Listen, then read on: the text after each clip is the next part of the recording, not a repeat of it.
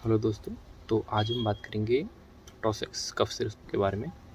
इसमें सॉल्ट आता है ट्रिप्टोलिडीन हाइड्रोक्लोराइड और कोडीन सल्फेट। बेसिकली इसका यूज़ अपन खांसी के लिए करते हैं, एलर्जी खांसी के लिए, जिसमें हमें बार बार खांसी होती है, इरिटेशन होती है और खांसी होती है। इसमें आप इसका यूज़ कर सकते हैं।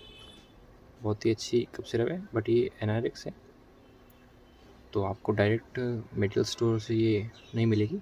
आपको डॉक्टर की परमिशन लेनी पड़ेगी, उससे प्रिस्क्रिप्शन लिखाना पड़ेगा। और उसकी जो MRP है वो 169.82 है। तो एक बार आप बड़ों में इसका यूज़ ज़रूर करें, बच्चों को ये नहीं देनी है, बड़ों में आप इसका यूज़ करें। बहुत ही अच्छी कफ सिरप है। थैंक यू, मिलते हैं अगली वीडियो में।